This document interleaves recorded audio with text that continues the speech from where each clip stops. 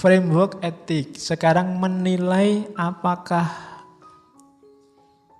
kamu sudah etis apa belum. Termasuk dalam komunikasi, itu jalurnya ada 1, 2, 3, 4, 5, 6. Jalur pertama namanya virtue etik. Ini yang dikembangkan oleh Aristoteles dan kawan-kawan, Plato dan kawan-kawan, termasuk para filosof muslim dengan akhlak. Virtue etik ini lebih fokus ke karakter, ke orangnya.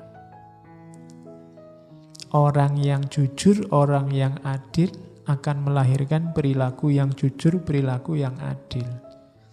Akhlak yang didefinisikan kayak Ghazali itu pembiasaan perbuatan baik sehingga terbangun karakter orang yang bermoral, itu namanya teori virtue etik.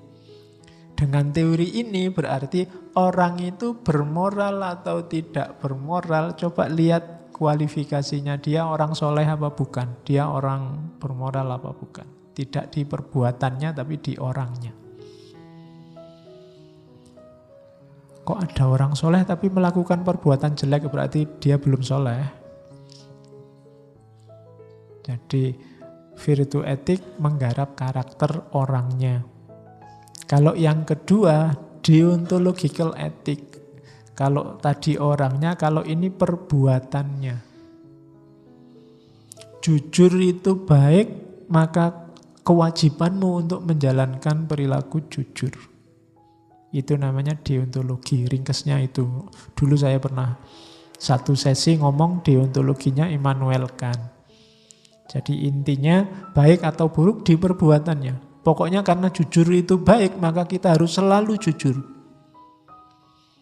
Loh Pak, kadang-kadang ada jujur itu yang malah merusak loh Pak, atau membahayakan. Tidak apa-apa. Kalau ada jujur yang membahayakan, kamu tetap aja jujur. Dan kamu tidak akan disalahkan orang. Kalau sudah jujur kok malah membahayakan, kamu tidak salah karena jujur itu baik. Itu deontologi namanya. Yang ketiga, teleologi. Kalau yang teleologi ini dilihat hasilnya. Jadi kalau hasilnya bagus, hasilnya baik, ya berarti itu baik. Kalau hasilnya jelek, ya berarti itu jelek. Itu namanya teleologis. Kamu punya uang 1 juta. Kamu sumbangkan ke orang miskin 500.000 dan hasilnya dia gembira luar biasa bisa makan, itu baik. Kamu sumbangkan 500.000, hasilnya wah dia malah beli togel, dia malah beli terus itu hasilnya jelek. Teleologis dilihat hasilnya. Ada dialogik etik. Kalau ini sesuai kesepakatan. Disepakati ngaji ini selesai sekitar jam 10. Kok tak lanjutkan sampai jam 12? Itu saya ndak etis. Jadi terus saya, Pak kok jam 12 sih Pak? Itu kan ndak etis, kan ndak ada dalilnya. Loh, ndak begitu. Itu tadi sudah disepakati sampai jam 10. Namanya dialogik etik, kesepakatan bersama. Itu yang keempat. Yang kelima, situasional kontekstual etik. Kalau ini etis atau tidak etis, lihat situasi. Misalnya harusnya selesai jam 10. Loh, materinya setengah 10 sudah habis. Apa harus dilanjutkan sampai jam 10? Saya ngomong apa sampai jam 10?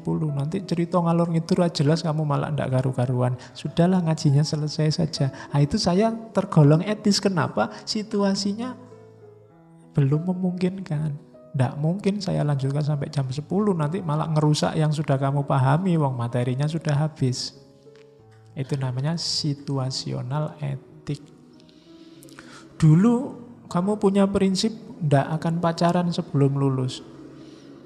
Kok yang dilalah temenmu podo punya pacar semua dan kamu terganggu. Wah, ini kalau ndak punya pacar susah ini, ndak lulus-lulus ini. Nah, Terus wah gantilah kalau gitu harus punya pacar. Oh kamu kalau gitu ndak etis, ndak, situasional etik. Situasinya menuntut begitu. Daripada aku tekanan batin nanti kuliahnya kacau misalnya.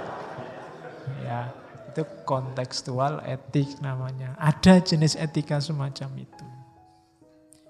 Dan yang terakhir ini yang paling sering kita pakai, teleological ethic. Kalau ini ikut aturan agama. Tadi tanya mana dalilnya, itu theological ethic. Jadi bermoral atau tidak bermoral itu ternyata ya macam-macam. Bisa dilihat orangnya, bisa dilihat jenis perbuatannya, bisa dilihat tujuannya, bisa dilihat kesepakatannya, bisa dilihat situasinya, bisa dilihat dasar agamanya. Oh macam-macam, lumayan kan dapat 1, 2, 3, 4, 5, 6. Itu kalau diceramahkan satu-satu ya sak sesi. Virtue etik, deontological etik, teleological etik, dialogic etik, situasional kontekstual etik, sama awas keliru ya, teologi sama teleologi.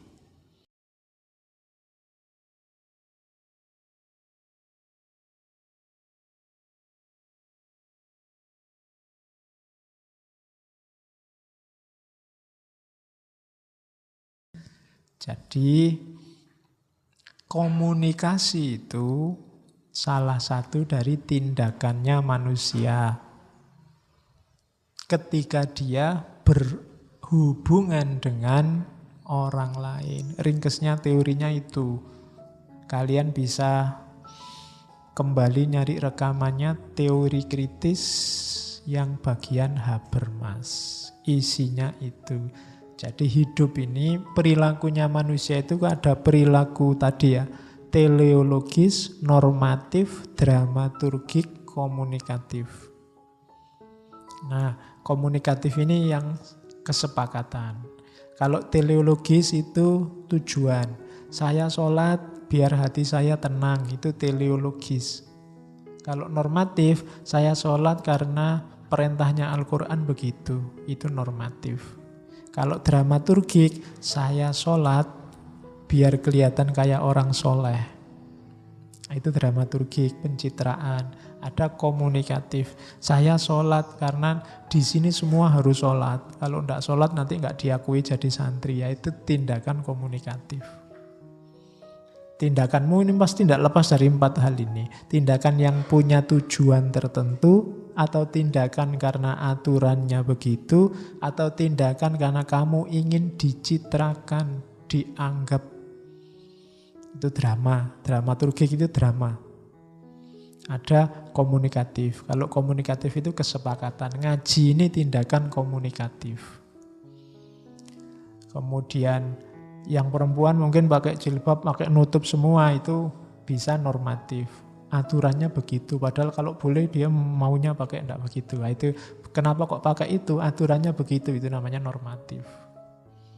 Atau yang pakai jaket, kenapa pakai jaket? Biar anget Pak, itu namanya teleologis, ada tujuannya, biar anget. Tapi kalau semua besok kalau ngaji pakai jaket ya, ini jadi komunikatif.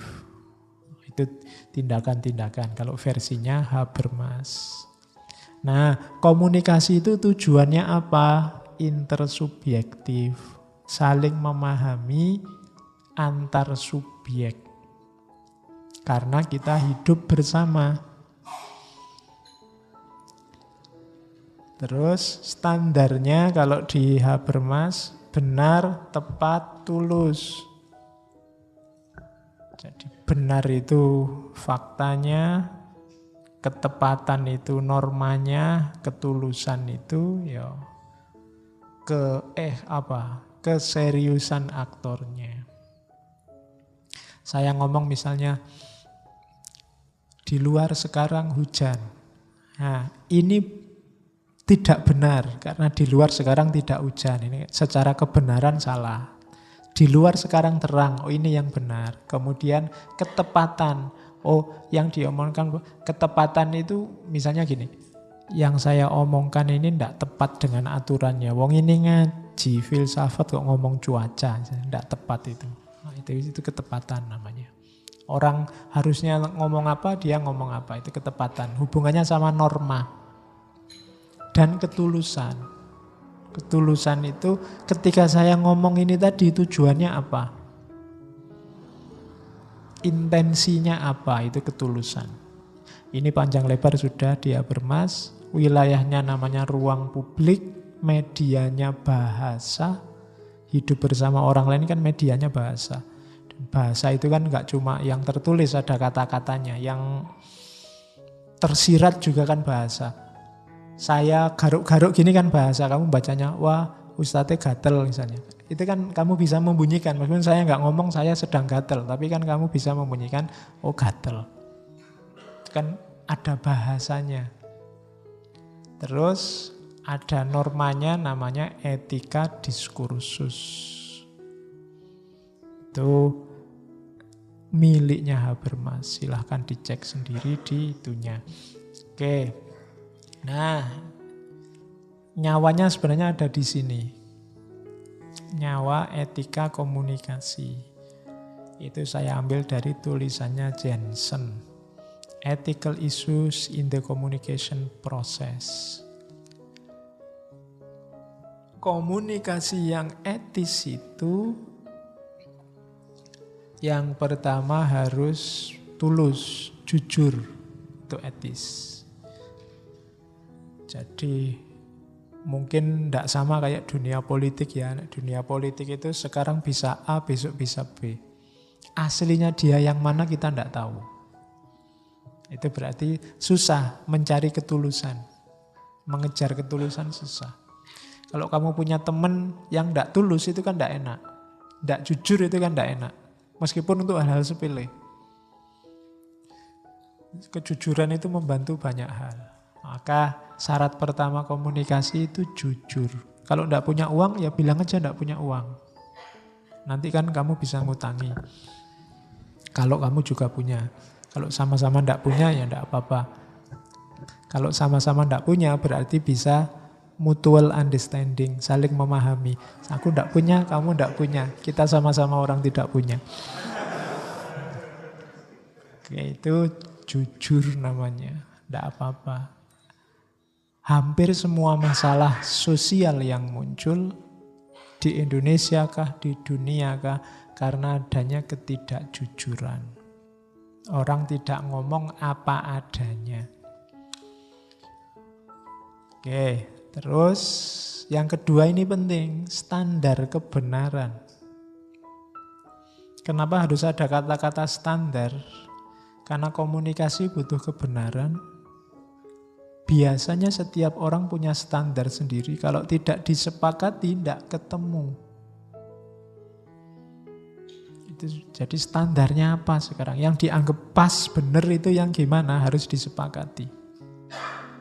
Nah, itu namanya truth standard. Ngaji ini enaknya sejam atau 2 jam. Atau setengah jam aja lah, jangan lama-lama. Ini kan standar. Harus disepakati. Kalau enggak selesai. Kalau dibiarkan diskusi terus enggak selesai-selesai. Komunikasi butuh standar kebenaran. Yang ketiga butuh ketepatan. Temanya apa, yang diomongkan apa, itu ketepatan. Yang keempat butuh authorship. Authorship itu kita sering pakai pikirannya orang, ya akuilah bahwa itu pikirannya orang. Kita ngambil orang lain, ya diakui saja bahwa itu dari orang lain. Apakah itu komunikasi lisan atau komunikasi tulis? Harus diungkapkan dua-duanya, authorship. Lebih enak begitu. Kamu tak nasihati ya. Kamu jangan begini-begini. Saya ngomong gini nih. Tadi lihat Ustadz di TV. Loh itu kan lebih enak. Lebih jelas mau, maksud, dan konteksnya. Itu authorship. Itu untuk menghindari dramaturgi tadi versinya Habermas. Atau kalau itu tulis, menghindari plagiasi. Kemudian relevan. Relevan itu data dan fakta yang diangkat nyambung. Jangan ad hominem. Ad hominem itu orangnya, aku tidak percaya yang kamu omongkan. Kenapa? Karena kamu jelek sih. Nah itu tidak relevan. Tidak nyambung. Pokoknya bagiku yang kamu omongkan pasti benar. Kamu cakep masalahnya. Nah, itu tidak relevan. Karena benar salahnya kata-kata tidak ada hubungannya sama orangnya. Kalau sama orangnya namanya ad hominem. Itu kesalahan-kesalahan logik. Jadi ya datanya harus relevan. Kalau ngomong filsafat ya data filsafat, ngomong sosial ya data sosiologi, ngomong budaya ya data antropologi. Itu namanya relevan. Terus hati-hati konteksnya. Kalau orang ngomong konteksnya harus pas. Kalimat ini diomongkan dalam ruang yang situasinya apa, waktunya bagaimana.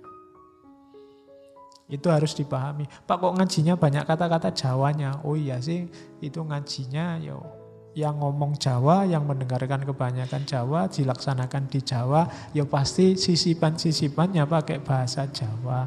Itu ruang dan waktunya memang begitu. Nggak usah pakai dituduh, wah ini Jawaisasi, ini Jawanisme.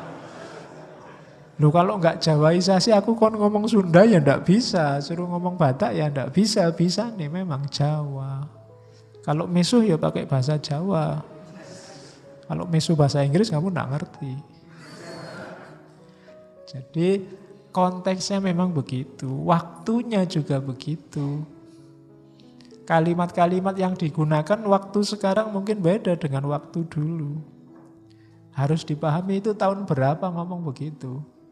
Kalau hari ini kamu ngomong ganyang presiden, turunkan presiden, aman. Tapi dulu tahun-tahun 80-an, wassalam kamu. Berani ngomong begitu. Kalimatnya sama, tapi dari segi ruang dan waktunya, kalau ada orang ngomong ganyang presiden dulu, ini orang pemberani luar biasa. Tapi kalau sekarang, akeh tunggale. Nah, itu kan beda konteks, beda waktu. Beda konotasi.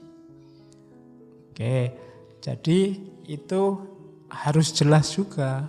Kalau enggak begitu ya kadang-kadang orang ngomong konteksnya dibuang. Ini maunya guyonan, apa serius, apa dalam rangka apa kan harus jelas dulu. Kamu lagi ngobrol sama adikmu, ngomongnya kan di level adikmu. Enggak bisa kamu potong begitu saja. Yuk kita terbang yuk, ayo sama adikmu kecil kan. Kalau ada orang lewat, wah sudah gila orang ini, masa? Orang kan enggak bisa terbang, masa terbang? Dia itu ngomongnya sama anak kecil. Gitu loh. Konteksnya jangan dibuang. Setiap kata-kata, setiap ekspresi ada konteksnya. Yang sering bikin masalah itu kalau konteksnya kita lepas, apalagi membacanya ndak utuh. Dipotong-potong sesuai kepentingan. Itu juga mempengaruhi komunikasi. Yang selanjutnya terbuka. Itu juga gandengannya jujur tadi. Kalau terbuka itu lebih pada sikap mau menerima sumber yang relevan dari manapun, tidak pilih-pilih. Itu namanya terbuka. Kita kan sering milih sumber itu. Jangan baca web itu, jangan baca buku ini, jangan baca, milih, tidak terbuka. Itu sumber konflik pasti dalam komunikasi. Jangan dengarkan suara dia, jangan peduli apa yang dia omongkan, ya sudah. Kalau sudah diskusi kok ngomong, saya nggak mau mendengarkan saudara, ya sudah. Tidak akan jalan komunikasinya. Maka harus terbuka, mudah dimengerti. Nah, ini juga penyakit filosof biasanya. Nek ngomong bulet tidak jelas. Harus mudah dimengerti. Karena tidak ada gunanya kamu ngomong capek-capek, yang diajak ngomong tidak ngerti. Komunikasi harus mudah dimengerti. Kemudian masuk akal, itu gandengannya, mudah dimengerti. Terus ada kemanfaatan sosial, ada gunanya. Kemudian jangan lupa penghargaan, penghormatan, kebaikan. Jadi orang baik yang menghargai, maksudnya itu. Banyak sekarang orang yang kehilangan penghormatan, bukan kehilangan kehormatan ya, kehilangan penghormatan, tidak bisa lagi menghargai orang lain. Pokoknya merasa dirinya sendiri yang benar, bagus. Jadi kehilangan aspek terakhir itu. Nah, itu ethical guidelines. Oke, masih banyak sebenarnya, saya loncat karena nyawanya ada di belakang. Saya loncati ke sini sengaja biar kelihatan kayak ngaji. Untuk etika komunikasi, filsafat-filsafatnya sudah. Sekarang etika komunikasinya Al-Quran itu saya ambil ayat, nanti ada beberapa hadis yang kalau dulu saya di madrasah apal. Tapi sekarang mungkin orang terlalu pinter, itu keliwatan. Sekarang hadis-hadis penting itu sudah dilupakan orang. Kalau di Quran ada banyak ayat tentang komunikasi. Boleh yang mau bikin skripsi, bikin tesis tentang etika komunikasinya Al-Quran. Ada Al-Baqarah, ada Ali Imran, itu kan yang sering dibaca orang. Walau kunta fadhon ghalidhal qalbi lang faddu min haulik, katanya Al-Quran. Kalau engkau keras, ghalidhal qalbi, apa, kasar, hatinya keras, perilakunya kasar, lang faddu min haulik. Jadi kita diingatkan Al-Quran, jadi muslim, sebenarnya ini peringatan pada Nabi. Jangan keras, jangan kasar, orang akan lari dari kamu. Walau kunta fadhon ghalidhal qalbi lan faddu min haulik. Perilaku apa yang harus kita sebarkan dalam komunikasi? Fa'fu anhum. Mudahlah memaafkan. Maafkanlah mereka. Wastaghfir lahum. Bahkan mintakan maaf mereka pada Allah kalau menurutmu mereka keliru.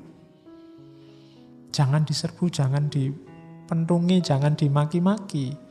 Karena mereka pasti lari dari mulal faddu min khaulik. Kalau ada masalah, berhubungan urusan bersama, wasawirhum fil amr.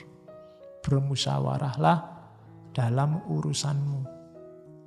Jadi kita disuruh memaafkan, disuruh memintakan maaf, disuruh bermusyawarah, dan jangan kasar, jangan keras hati. Oh, itu perintahnya Al-Quran loh. Sekarang banyak ekspresi-ekspresi ghalidhul qalbi. Ekspresi hati yang keras. Perilaku yang kasar. Oke, itu tegurannya Al-Quran hari ini. Sering-sering dibaca biar tidak lupa. Maunya Al-Quran apa? Maunya Al-Quran kayak Al-Furqan ayat 63. Wa ibadur rahmani alladzina yamshuna alal ardi haunan. Dan hamba-hamba Allah yang maha penyayang. Karena Tuhan kita ini maha penyayang. Alladzina yamshuna alal ardi haunan. Kita diharapkan jadi hamba yang berjalan di muka bumi dengan rendah hati.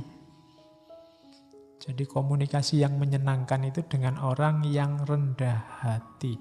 Wa idza khotabahumul jahilun qalu salama.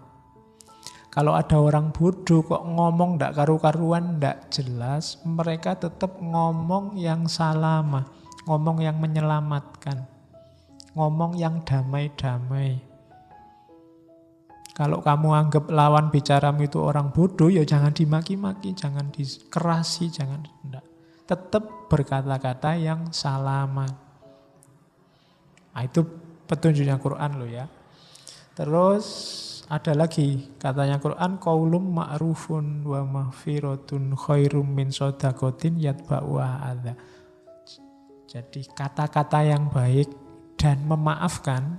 Dulu kita pernah membahas satu sesi tentang memaafkan itu khairum min shadaqatin yatba'uha adza. Itu lebih baik daripada sedekah tapi diikuti dengan menyakiti, maki-maki. Jadi Al-Quran itu lembut. Saya tidak tahu kok diterjemahkan jadi kasar.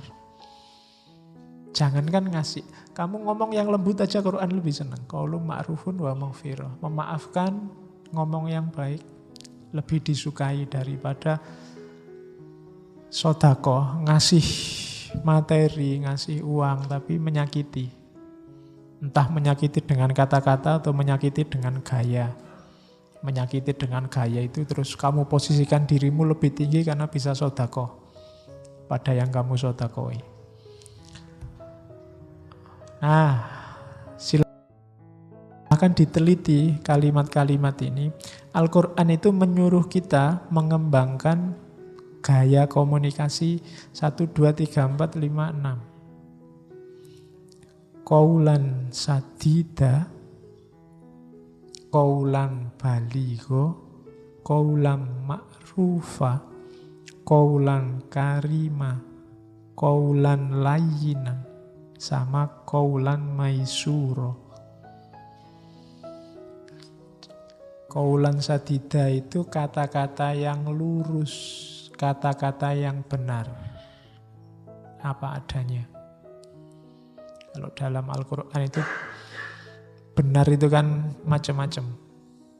Ada hak, ada soheh, ada shawab, ada siddiq. Hak ini kasunyatan, kebenaran fakta, kebenaran kenyataan itu hak. Qul qad ja'al haqqu wa zahaqal batil. Kalau soheh itu kebenaran proposisi, kebenaran kalimat. Kalau shawab itu kebenaran target, kebenaran tujuan, kayak teleologis tadi, itu shawab. Kalau yang soheh ini kayak proposisi, kayak tadi saya ngomong, di luar sekarang tidak hujan, itu soheh. Kalau siddiq ini kebenaran orangnya, kayak virtu etik tadi. Itu namanya siddiq, makanya Abu Bakar as-Siddiq. Jadi ada hak, ada soheh, ada shawab, ada, makanya wallahu a'lam bis-shawab.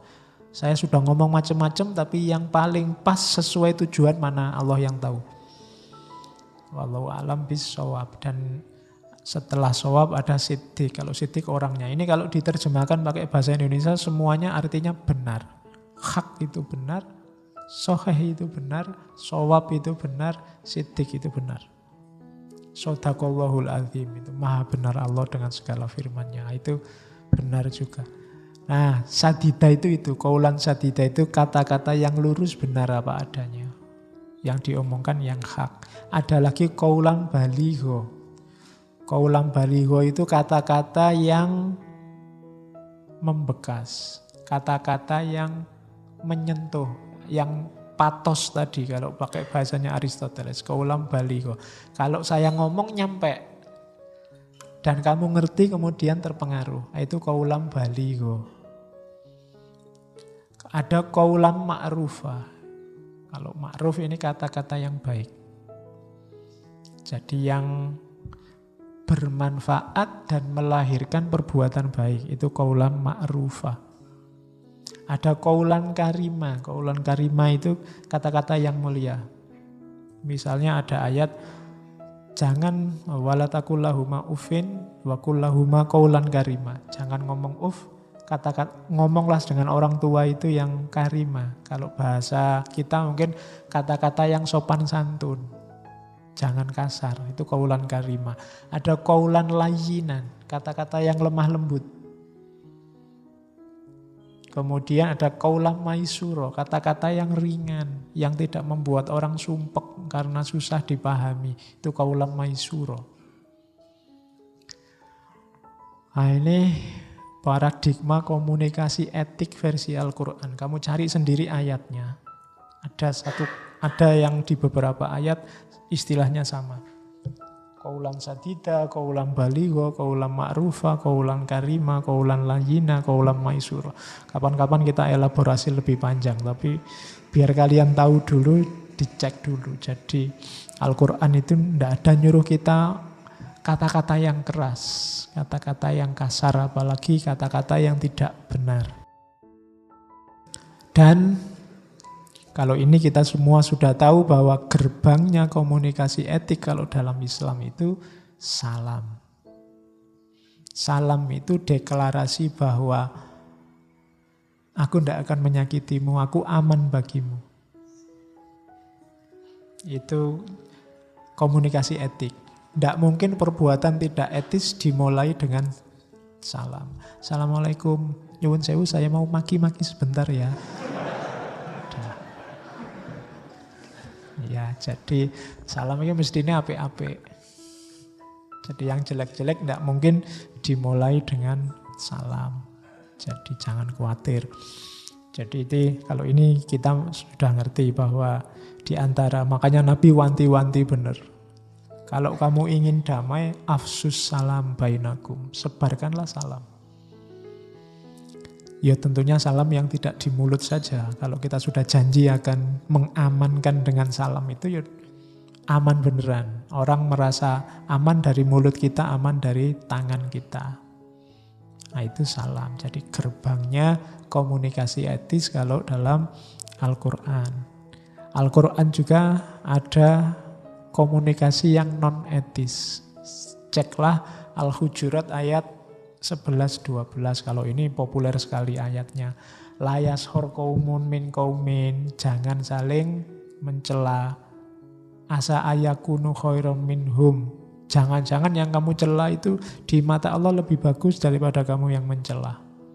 Wala nisaun min nisain, perempuan juga jangan mencela perempuan yang lain. Jangan-jangan yang dicela lebih baik daripada yang mencela.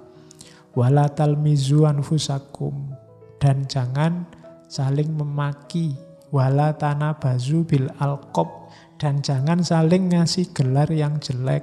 Kampret, kecebong. Ya, tidak boleh, sudah dilarang oleh Al-Quran. Itu namanya tanabazu bil alqab, ngasih gelar-gelar yang jelek. Bi'salismul fusuku ba'dal iman, dan seburuk-buruk sebutan adalah sebutan fasik setelah iman. Termasuk juga ayat 12. Ijtanibu kasirom minadzon, inna ba'dadzonni ismun. Sesungguhnya sebagian besar. Dzon itu sebenarnya tidak terlalu fitnah, tapi dzon itu prasangka. Prasangka itu mungkin lebih banyak benarnya. Kalau dalam Islam itu ada level iman, di bawah iman ada dzon, di bawah dzon ada syak, di bawah syak ada waham. Kalau iman ini 100% percaya, 100% ditanggung kebenarannya. Kalau dzon ini percaya, tidak percaya tapi lebih besar percayanya. Kalau syak 50-50 antara percaya dan tidak percaya. Kalau waham itu lebih besar tidak percayanya. Dan Al-Quran bahkan yang dzon aja jangan. Ijtanibu kasirom minadzonni. Enggak usah bikin prasangka. Karena sebagian prasangka itu dosa. Wala tajassasu, dan jangan saling nyari-nyari kesalahan orang lain. Itu yang kita lakukan hari ini sering. Wala yaghtab ba'dukum ba'da, dan jangan saling membicarakan orang lain. Ghibah. Sekarang kan peradabannya peradaban hibah. Nanti silahkan ayat itu dicek. Itu bagi saya itu petunjuk tentang komunikasi yang non etis, yang hari ini sering kita lakukan. Kalau ini sebenarnya banyak hadis saya ambil yang unik-unik. Ada kalimat dari Nabi, idza qulta linnasi ansitu wa hum yatakallamun faqad alwaita ala nafsik. Ini maksudnya apa? Jangan motong pembicaraannya orang lain. Kayak kamu nonton di TV-TV itu, debat gegeran itu tidak sesuai sunnahnya Nabi. Kalau ada orang ngomong jangan bilang, diam, tidak boleh. Atau kamu potong pembicaraannya. Karena itu sebenarnya merendahkan dirimu sendiri. Yang jelek kamu yang motong. Jangan dipotong. Ini juga coba dicek ya hadis riwayatnya Abu Dawud. Ana, katanya Rasulullah, ana zaimun bibaitin fi robatil jannah liman tarokal miro'a wa inkana muhikkon. Katanya Rasulullah, aku menjamin sebuah istana di surga, di sekitar surga, bagi siapa saja yang meninggalkan perdebatan meskipun dia dalam keadaan benar. Jadi kamu merasa benar sekalipun mending tidak usah debat, katanya Rasulullah. Karena debat itu sumbernya perpecahan. Kalau dilakukan tidak dengan ahsan dan kita bukan ahlinya.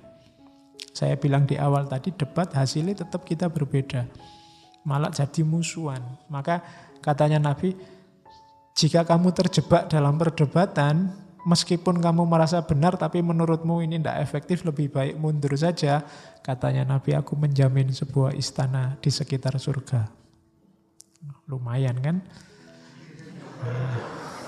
Ya, ngatasi kita yang kayak gini aja digawe ke istana kan alhamdulillah. Dan selanjutnya wa in kana wa bi baitin fi wasatil jannah liman tarokal kadhiba wa in kana mazihan. Ini rada abot kalau bagi kita. Dan di pertengahan surga yang meninggalkan dusta walaupun dalam keadaan bercanda. Biasanya kita kalau guyon kan sok ngapusi sidik-sidik, yang penting lucu. Nah, tengah-tengah kamu pingin ngelucu dan ngapusi, enggak boleh kayak gini. Kamu dapat surga. Kamu dapat istana di surga. Enggak lucu rapopo, yang penting untuk istana di surga. Daripada ngapusi. Oke. Yunus sudah mau ngapusi wa in kana kadziban, meninggalkan dusta walaupun bercanda. Dan bibaitin fi a'lal jannah liman hasuna hassana khuluquhu, dan dapat satu rumah di surga bagi orang yang memperbaiki akhlaknya. Ya puncaknya memang akhlak. Hadis ketiga ini hati-hati, kafa bil mar'i kadziban ayyuhaditsa bikulli ma sami'a. Cukuplah seseorang itu disebut bohong kalau dia punya karakter ngomong apapun yang dia dengar. Ini sebenarnya kayak kata-katanya Ki Kegat tadi, males mikir. Dengar apa disampaikan, tidak dicerna benar salahnya. Meskipun mungkin yang diomong itu benar, tapi orang kayak gini sebenarnya pembohong. Kafa bil mar'i kadziban. Jadi dia layak disebut pembohong. Kalau ini Riyadhus Shalihin, silahkan dicek.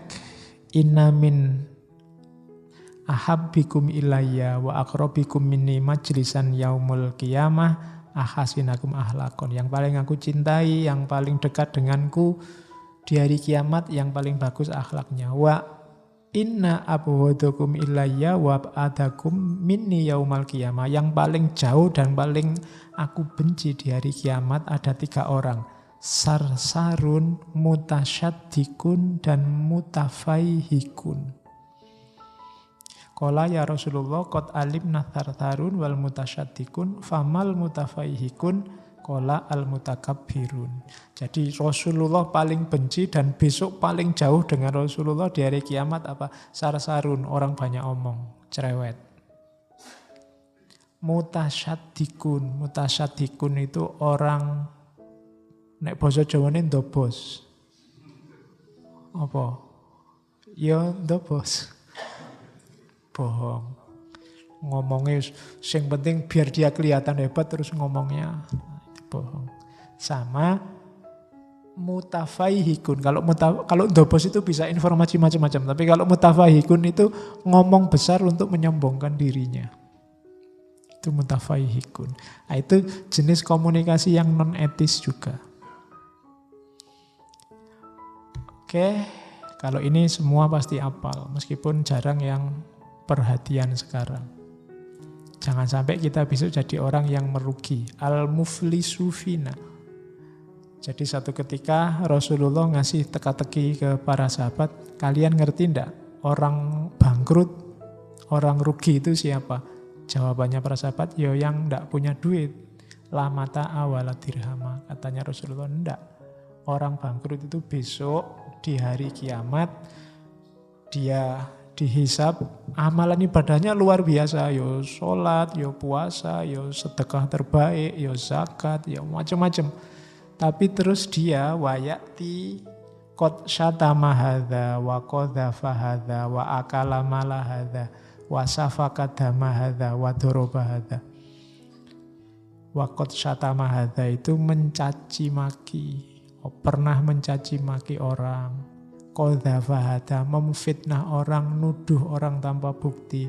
Wa akala mala hadza korupsi besar apa kecil. Wasafaka dama hadza mengalirkan darah, membunuh orang, entah fisiknya, entah karakternya. Wadoroba hadza menyakiti orang lain. Ini mesti rugi besok di akhirat. Kenapa? Karena kebaikannya akan diambil untuk yang dia sakiti. Kalau kebaikannya habis, dosa yang dia sakiti dikasih pada dirinya. Maka akhirnya meskipun dia tiap malam tahajud, meskipun amal ibadahnya banyak, jadinya bangkrut, rugi. Ini dulu saya hafalkan zaman di madrasah. Ingat lagi sekarang karena kelihatannya relevan hari ini. Sekarang banyak yang syatama hadza, banyak orang maki-maki, banyak orang yang qadhafa hadza, nuduh memfitnah. Banyak orang yang akala malah, korupsi, entah besar entah kecil. Jangan dikira kalau saya ngomong korupsi hanya para pejabat. Jangan-jangan kalian juga kecil-kecil, sedikit-sedikit juga pernah korupsi. Entah kalian sadar apa enggak. Mungkin kamu ngangkring, gorengannya papat, ngomong telu. Oh, itu lah korupsi.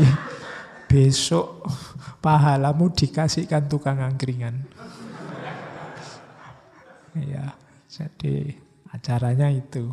Apalagi yang wasafakadama. Safakadama itu mengalirkan darah, artinya membunuh. Tapi hari ini membunuh itu kan tidak cuma fisik. Ada orang yang dibunuh karakternya, dijelek-jelekan. Itu bagi saya wasafakadama juga.